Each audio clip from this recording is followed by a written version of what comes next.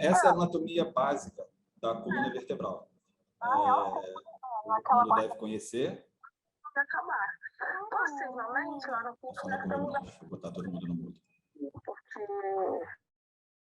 Então, nós temos a coluna cervical, coluna torácica, lombar, sacro e cóccix, né? E na imagem da direita, a gente tem uma representação do que são duas vértebras da coluna lombar, onde a gente tem corpo vertebral, né? O disco intervertebral, e aqui a constituição, que é o anel fibrocartilaginoso, e o núcleo pulposo. A gente consegue ver aqui também nessa imagem as raízes nervosas. Aqui, ó, nessa partezinha mais ao centro, é a nossa medula espinhal. E aqui, essa partezinha que está seccionada aqui, ó, ela formaria o nosso canal medular. Tá? O nosso disco intervertebral, ele é 70% formado de água. Tá? Então, ele é uma estrutura extremamente maleável, mas, ao mesmo tempo, ele é muito resistente, porque ele tem nele ali muito colágeno, né? É uma cartilagem bem resistente, principalmente ao impacto que a gente chama de axial, é aquela força empregada de cima para baixo. Tá? Então, a maioria dos problemas que a gente tem, que os pacientes têm na coluna, ele começa acometendo esse disco intervertebral e que aí vem causar alguns outros problemas nos corpos vertebrais. Tá? Na coluna nós temos as curvaturas naturais, que são aquelas que todos os seres humanos têm.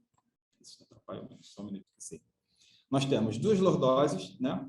Cervical e lombar, e duas cifoses, torácica e sacral. Né? Aqui a gente consegue ver umas posturas que provavelmente vão colaborar com problemas futuros padrão, né? Que é a postura ideal. Na imagem do lado, na esquerda, cabeça avançada, o que acaba forçando aqui, ó, a cifose, né? Então, isso aqui é uma postura que, se a gente baixar um pouquinho a cabeça dele, é uma postura que a gente faz o tempo inteiro quando fica entretido ali no aparelho celular. Então,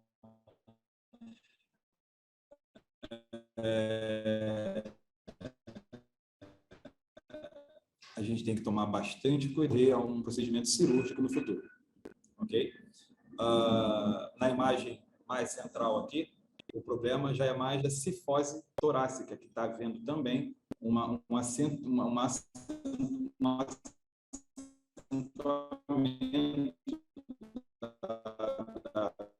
dessa curvatura aqui. Tá? Se a gente coloca a ficha ali, aqui, ó. Oi, fala comigo? Seguindo. Então, posição da mão aqui é uma posição bem anti-anatômica, com as palmas da mão voltadas para trás, está vendo? E tudo isso aqui acaba contribuindo para futuros problemas na nossa coluna.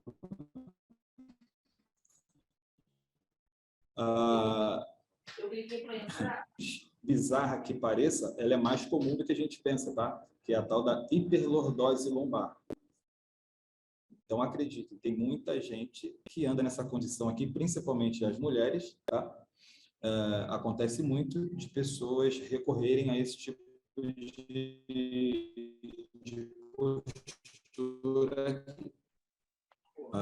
Então, voltando rapidinho, essas aqui então, são as posturas prejudiciais, as quatro à esquerda, e a primeira da direita é a postura ideal, né? Então, vamos lá. Principais patologias que acometem a coluna. Vocês têm aqui na esquerda uma representação de uma coluna saudável. Então, se vocês observarem, os corpos vertebrais estão bem delineados, tá vendo? Aqui está tudo bem definidinho, tanto o platô inferior quanto o platô superior. Os discos estão com aspecto bem homogêneos, né? Você vê que é praticamente a mesma distância, a mesma espessura de disco. E sendo assim, não existe nenhum tipo de compressão. Diferentemente da imagem que vem logo ao lado, que é uma coluna com artrose. O que é a artrose?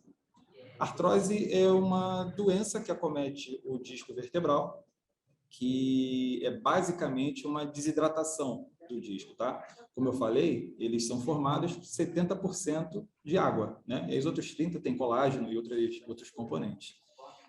Toda vez que a gente faz uma força nesse disco, ele expulsa a água do seu interior e quando essa compressão cessa, ele reabsorve a água para o interior dele de novo. Só que assim como uma esponja dessa que a gente tem em casa, se a gente pegar essa esponja, tá, cheia d'água, colocar na pia e espremer, ela vai expulsar toda a água. Quando você solta, ela até vai reabsorver alguma coisa, mas nunca vai ser a reabsorção total daquele líquido que foi expelido, né? Então, Então, o que causa isso, a artrose, no caso, é o esforço, é isso?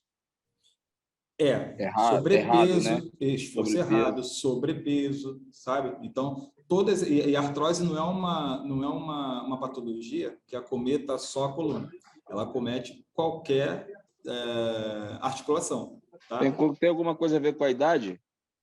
Também, porque com o tempo não tem jeito, tudo vai desgastando, tá? É óbvio que se você tiver uma vida regrada, uma vida saudável, um fortalecimento ali da musculatura, você vai proteger a sua articulação, tá? Os seus discos ali, né? Então, continuando aqui. Conforme desidrata, a gente faz o quê? A gente diminui a eficiência, a eficácia, na verdade, da capacidade de absorção de impacto dessa estrutura. Então, é igual aquele tênis de mola, né? Quando ele está Sim. novinho, você pisa, ele faz uma deformação, mas ele mantém ali muito bem a posição dele. Conforme o tênis vai envelhecendo, conforme a gente vai desgastando aquilo ali, você vai vendo que a capacidade dele ele vai ficando mais achatadinho conforme aquele peso vai empregando em cima. Então, o que é que acontece? Quando a gente desgasta demais esse disco, a gente acaba permitindo que os ossos das vértebras entrem em contato um com o outro. Então, esse contato é um contato extremamente doloroso, que vai, muito provavelmente, causar uma inflamação, e aí sim vira uma condição extremamente incômoda e dolorosa, tá? Na imagem de baixo aqui, ó, a gente consegue, nessa radiografia, a gente consegue ver, vocês conseguem ver o apontador do mouse aqui onde eu estou passando, não? Consigo. O espaço, Então, o essa espaço, região aqui quase não tem espaço intervertebral, vocês estão vendo? Está muito juntinho. Além de ter aqui, ó, o osteófito, que é o que a gente chama de bico de papagaio, né? E aí fica bem característico aqui o motivo pelo qual recebeu esse nomezinho, parece mesmo ali um bico de papagaio. E a gente consegue ver na imagem essa redução significativa do espaço intervertebral, tá?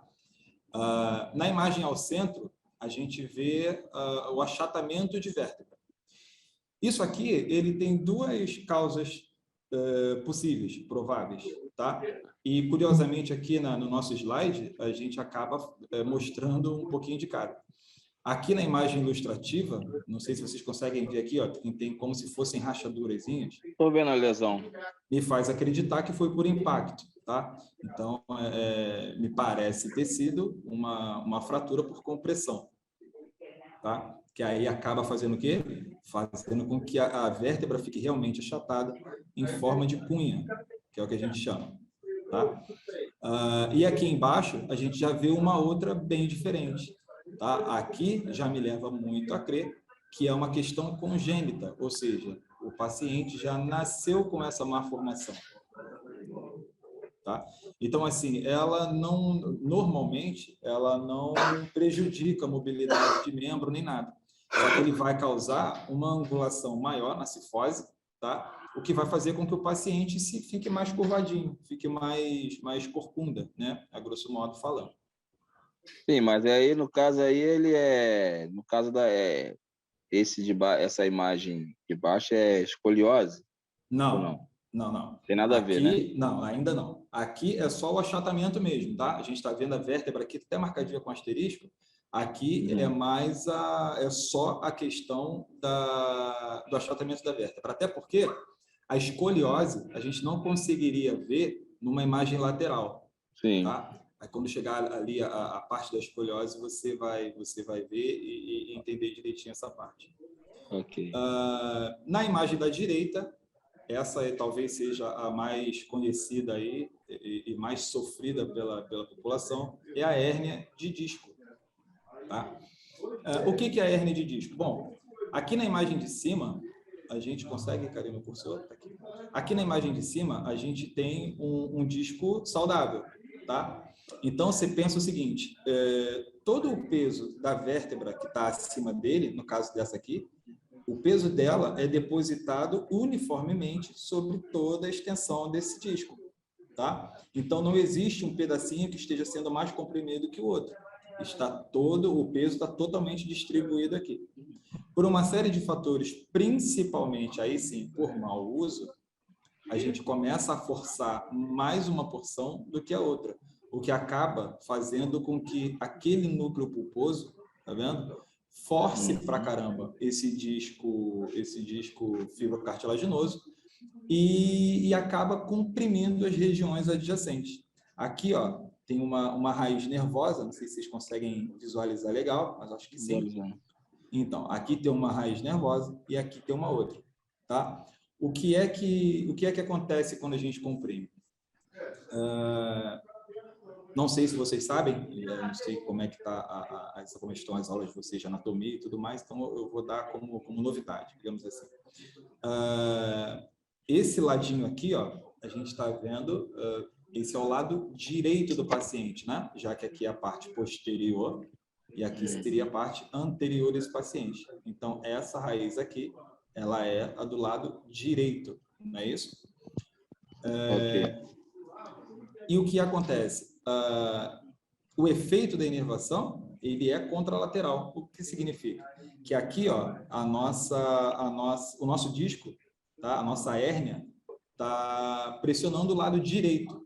E o efeito que o paciente vai sentir vai ser no membro contralateral, ou seja, a perna esquerda dele, nessa situação aqui, muito provavelmente está bastante dolorida. Tá?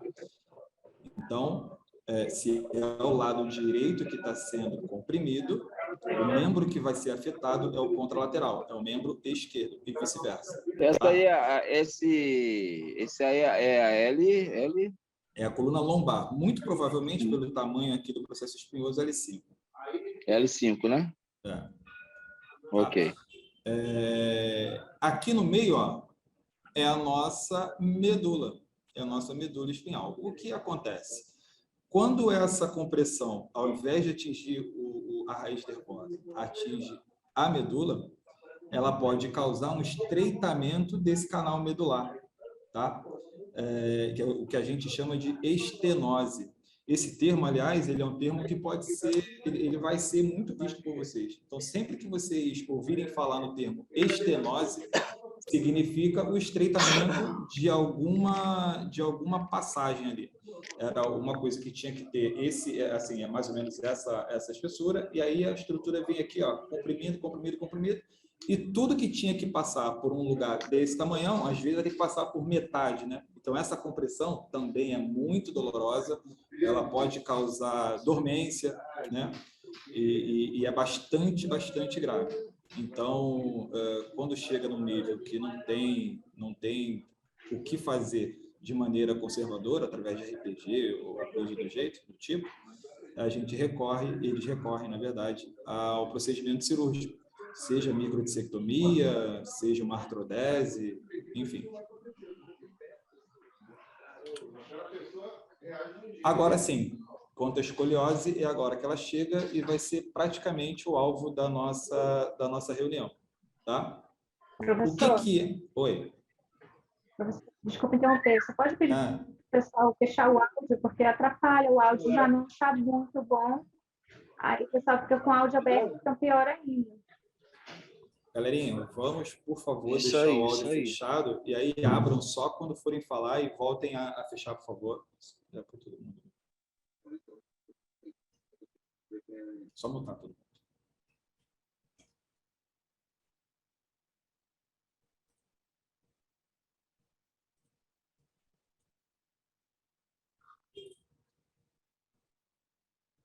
Escoliose. O que é a escoliose? A escoliose é uma curvatura tridimensional lateral, como a gente vê. Como assim tridimensional? Porque nem sempre essa curvatura vai ser só lateral. Porque aqui, ó, as vértebras dela normalmente acabam girando.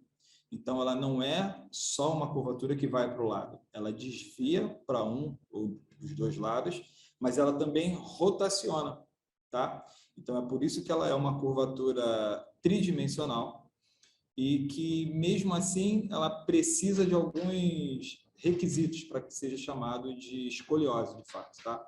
Porque se a gente tiver um ângulo de Cobb, que eu já vou explicar para vocês o que de até 10 graus, ela é uma escoliose, tá? Mas não é uma escoliose importante. Se a gente, cada um de nós, for fazer um exame radiográfico lá atento, você vai ver que grande parte de nós temos um desvio na coluna, mas que não é necessariamente ali uma escoliose, tá? Até porque provavelmente vai ser só desvio lateral e não tridimensional. Então, vamos lá. A escoliose pode ser congênita, adquirida ou idiopática. A congênita, como o nome diz, é aquela que já vem com o paciente de nascença. Ele já nasceu com aquela deformidade ali, tá? A adquirida e a idiopática têm entre si uma diferença. Na adquirida, a gente tem a participação do indivíduo. Na idiopática, não. E aí eu vou explicar. A adquirida é o seguinte, o paciente nasceu normal, nasceu saudável, nasceu com a coluna perfeita, mas vamos dizer que ele é carteiro, né? Ou seja, fica muitas horas do seu dia com uma bolsa numa lateral só, pesada pra caramba, e aquilo ali durante muitas horas, durante todos os dias. A chance dele desenvolver uma escoliose é grande, né? Porque acaba acontecendo ali o desequilíbrio. E se você olhar aqui, né, se vocês olharem aqui nessa imagem, você vê mais ou menos o que acontece. É um ombro bem mais baixo e o outro bem mais alto, tá? Então, na adquirida, é mais ou menos assim. Acontece a participação do paciente no desenvolvimento da patologia. Já na idiopática, e aí é mais um termo que eu acho importante que vocês guardem, a idiopática é sem uma causa definida. Ou seja, o cara não nasceu com aquilo ali, ele se comportou igual um cordeirinho a vida inteira e ainda assim desenvolveu uma escoliose. Ela normalmente acontece nos primeiros anos da vida, tá? Não é lá para a fase adulta, não. Normalmente acontecem até a juventude, até seus 16 anos. Tá bom? Pode acometer uma ou mais porções da coluna. Sim, ela pode acometer até as 3 porções da coluna.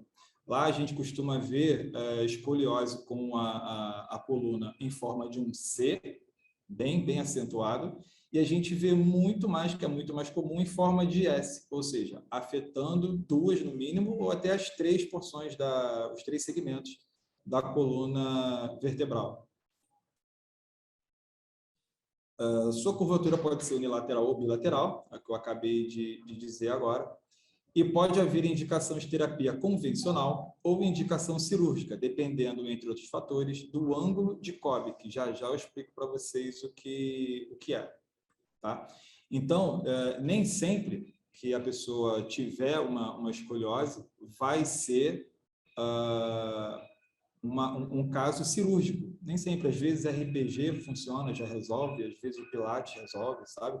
E aí vocês vão ter a melhor indicação com o médico, com o fisioterapeuta, né, que estiver tratando de vocês. Diagnóstico básico da escoliose. Bom, esse aí é o teste mais simples que a gente tem para diagnosticar a escoliose, tá? Que é o teste de Adams. que nada mais é que o paciente fazer uma extensão do tronco, né, uma extensão da coluna, e aí a gente consegue ver aqui, ó, que a coluna dela está direitinho, está retinha aqui, ó, está bem no centro, tá? Não tem desvio para nenhum dos dois lados.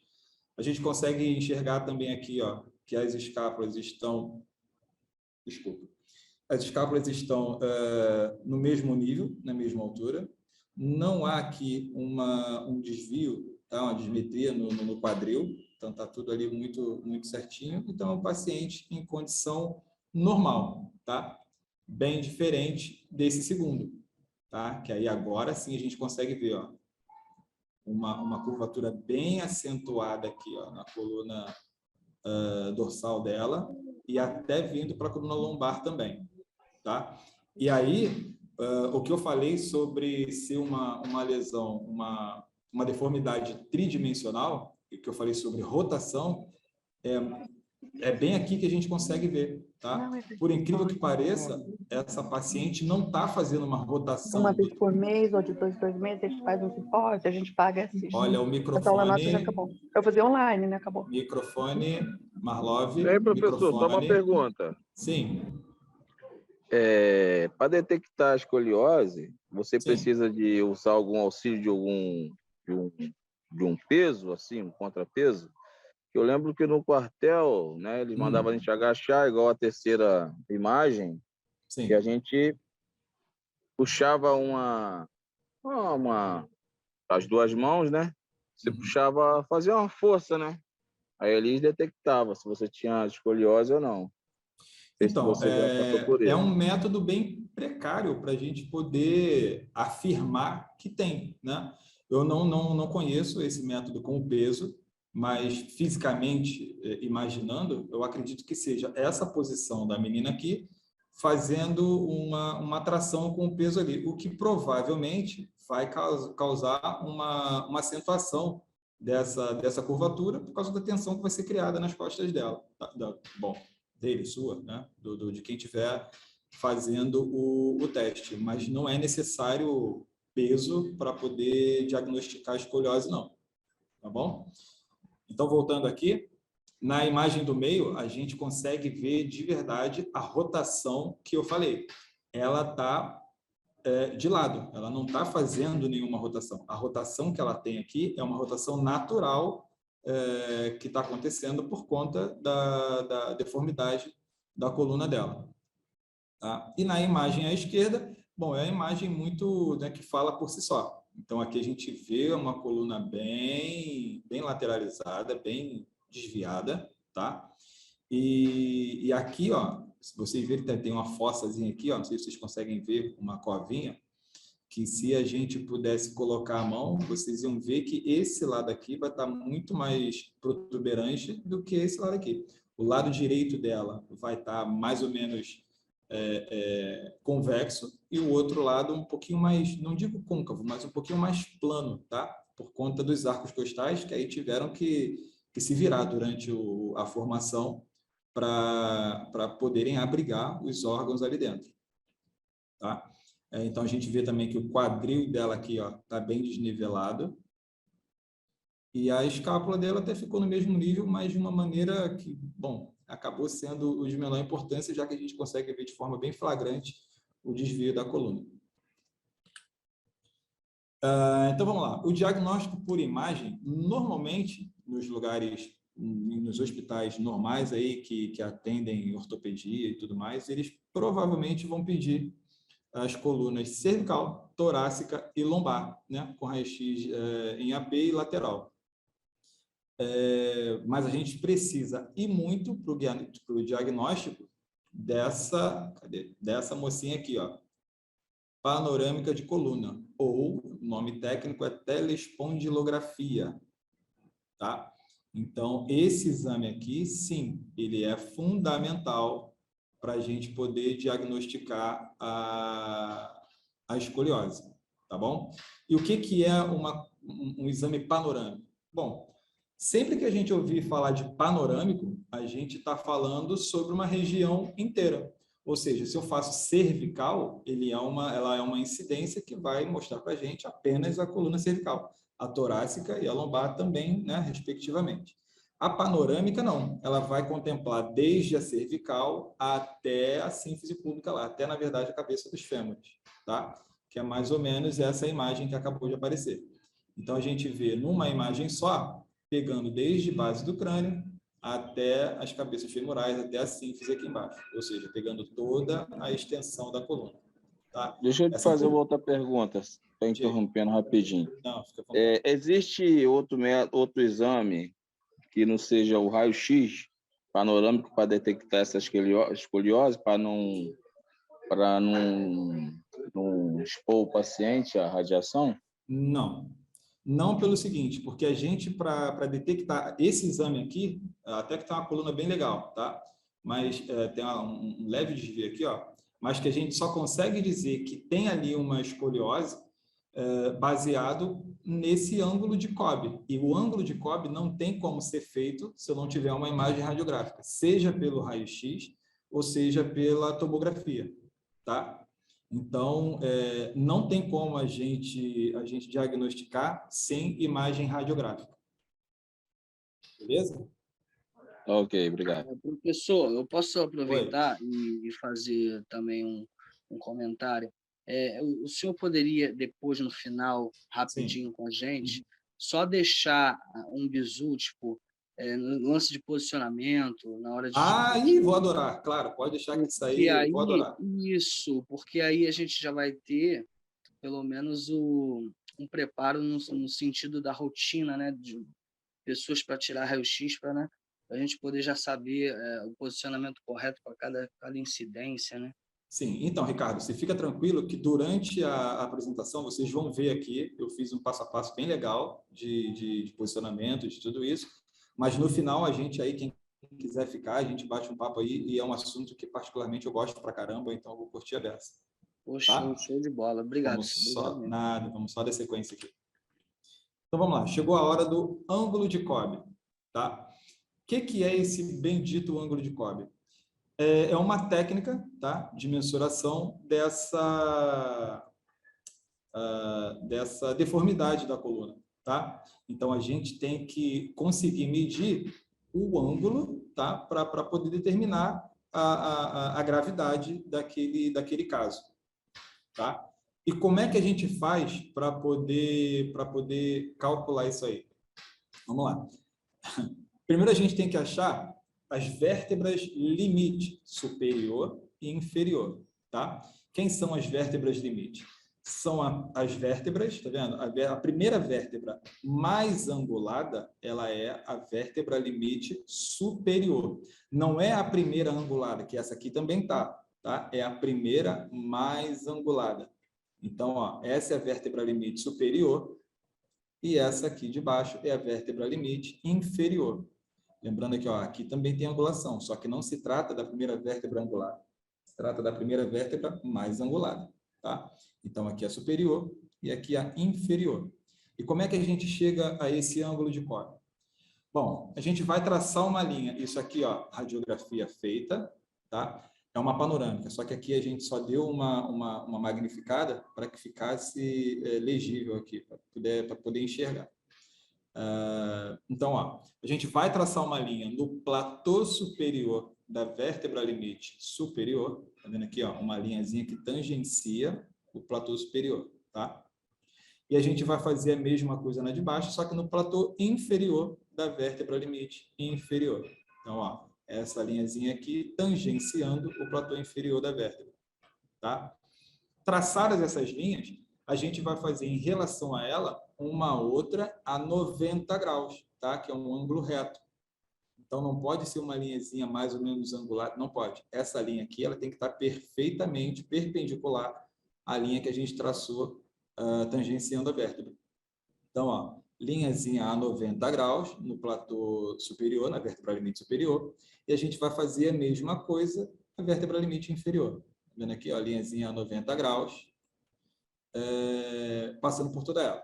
Então, ó, a gente vai esticar essas linhas, vou fazer uma linha comprida, de maneira que elas se cruzem, tá?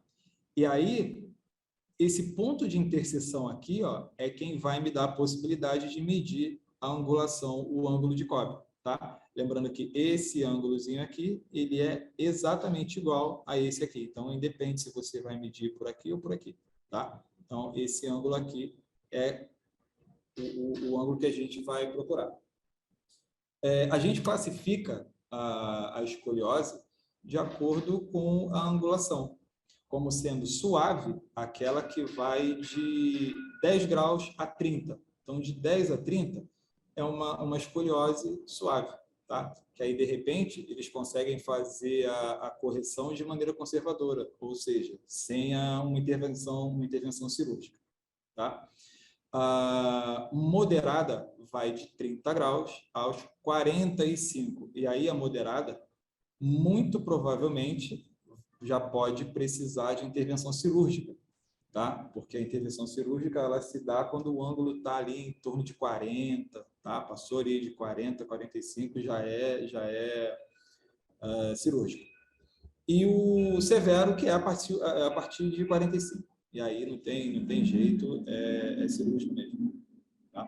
Professor, só uma perguntinha. Essa linha superior e inferior é relacionada a quais vértebras? Então, é a primeira vértebra mais inclinada, tá? E aí, daqui, ó, a gente vai olhar o exame, vai determinar que essa aqui, ó, aqui tem angulação, só que a mais inclinada é essa aqui, ó. Então, ele cravou aqui uma linha. Aliás, não, aqui tem dois ângulos de Cobb definidos. Essa aqui, ó, é o platô inferior. Você consegue ver a linhazinha aqui? Estou vendo. E aqui, ó, tem inclinação aqui, mas a primeira mais inclinada de todas é essa aqui, ó. Então não tem uma ordem da vértebra, né? Não. Se Isso vai tiver mais depender angular... da lesão. Isso aí, isso Tá, vai ok. depender da deformidade. Tá? Então, aqui, como eu falei, ó, menor que 40 graus, terapia convencional. Lembrando que isso aqui, gente, isso não é uma regra, tá? Ele mediu, viu que são, sei lá, 38 graus, não vai operar. Não é assim. Porque tem muita coisa ali que vai interferir, né? Porque a gente tem que pensar também na qualidade de vida do paciente. Então, os médicos lá, eles vão ter também apoiados na angulação o melhor procedimento, a melhor decisão para aquele paciente. Então, isso aqui não é uma regrinha, tipo, deu 38 graus, deu 39 graus, não vai operar. Pô, não é assim, tá? Não é uma receita de bolo. E aí, ó, maior que 40 graus, indicação cirúrgica. E aí, maior que 40 graus, indicação cirúrgica, essa sim, provavelmente vai acontecer, porque já é uma angulação muito severa, né? 45 graus, caramba, é muita coisa. E aí, se eu não me engano, foi o Ricardo que pediu sobre demonstração. Aqui a gente vai entrar um pouquinho em como se faz a telespondilografia, a panorâmica de coluna, né? Lá no INTO, todos os nossos equipamentos são da marca, são da fabricante Shimadzu, que particularmente eu trabalho em outros hospitais também, há bastante tempo, e particularmente, aqui vai até um jabá, para mim é a melhor fabricante de equipamento radiológico que tem no mercado. Mas é uma opinião minha, tá? Tem muitos aparelhos que são bons pra caramba, mas eu tenho um carinho muito grande pela Shimadzu. E todos os aparelhos nossos lá do INTO são dessa fabricante. Então, aqui na primeira tela é uma tela normal, tá? É uma tela onde teria uma lista de pacientes, que tem gente que chama de RIS, bom, depende do lugar. É uma listagem que normalmente está em ordem alfabética, e aí eu daria 2 cliques em cima do nome do paciente para partir para essa próxima telinha aqui embaixo, tá? Que é onde a gente escolhe o protocolo. A gente vai escolher ali o exame que a gente vai fazer. Então, aqui, ó, no detalhe, que é nada mais que um zoom da imagem menor, vocês conseguem ver aqui, ó, Full Spine AP2, Full Spine AP3, 4, tá vendo? E aqui Full Spine lateral 2, 3 e 4. O que significam esses números dentro do parêntese? São as quantidades de exposições que a gente vai fazer, tá? Normalmente, em 2 exposições, a gente consegue contemplar a coluna inteira do paciente, desde lá de cima da cervical, da base do crânio, até lá embaixo na sínfise pública, conforme vocês viram nas outras imagens, tá? Então, Full Spine 3 acontece? Sim. Eu fiz lá, por exemplo, o exame de um jogador de basquete do Botafogo. Para vocês terem uma noção, eu tenho 1,80 m, meu ombro batia na cintura do cara.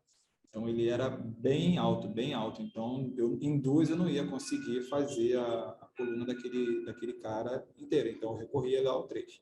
Mas o 4 aqui, por exemplo, acho que é mais uma coisa de protocolo mesmo do que de possibilidade de uso.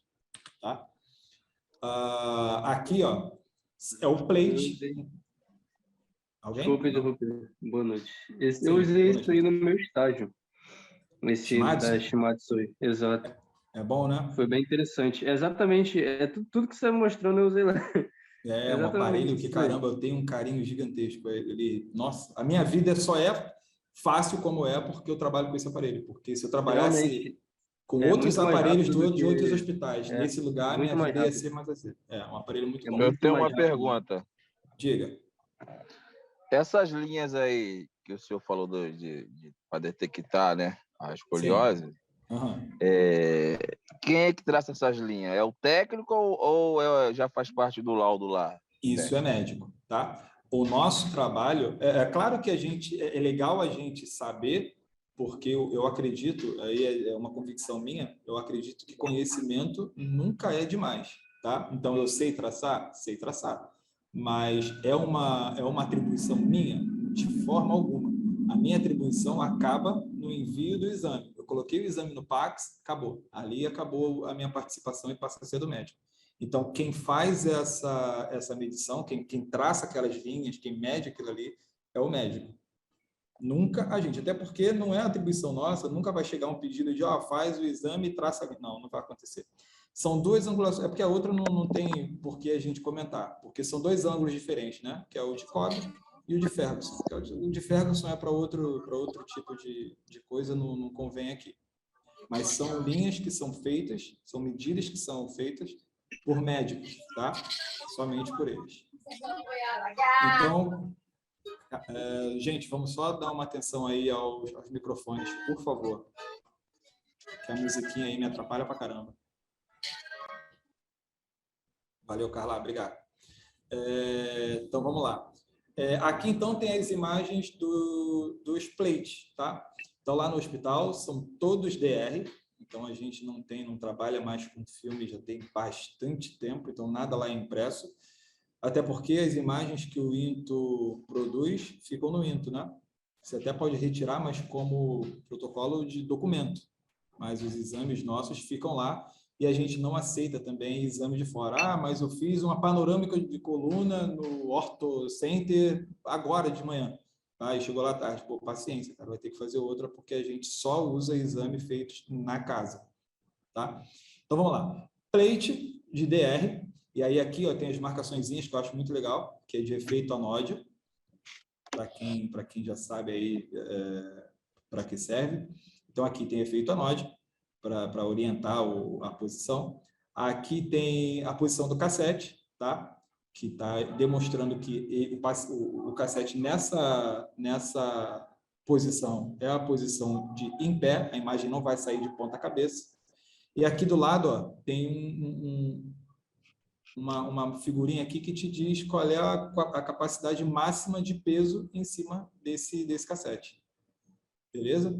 E aí aqui é o símbolozinho de power, né, que é de qualquer aparelho, e a outra aqui que é de AP, anteroposterior. Tá? Então, para a gente poder fazer, um exame... legal, vou comentar.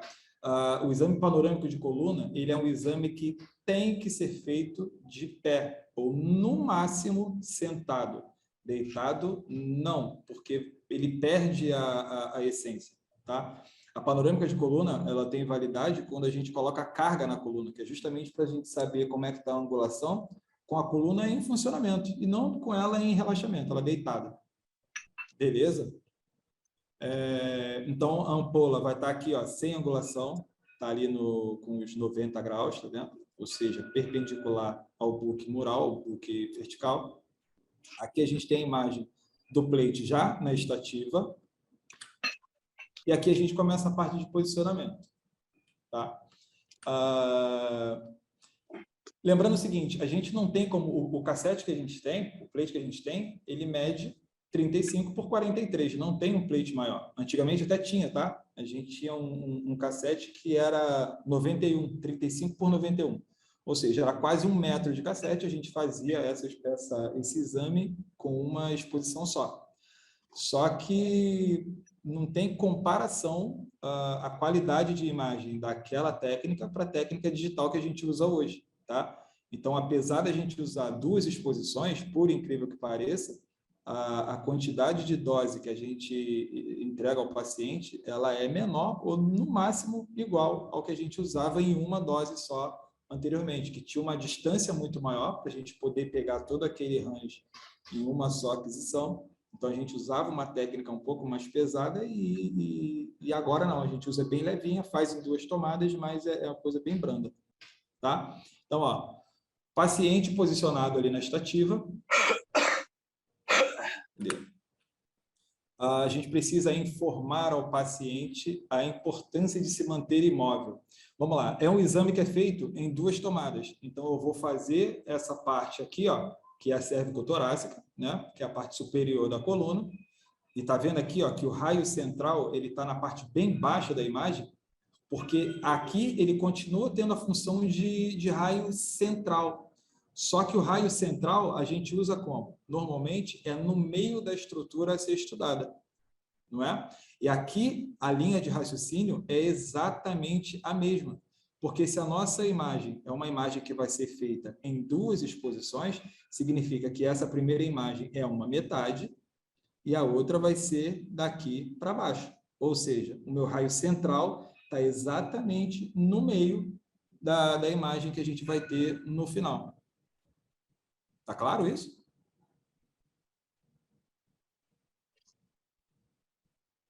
Alô? Tá claro. No caso, ela é feita com um todo, né?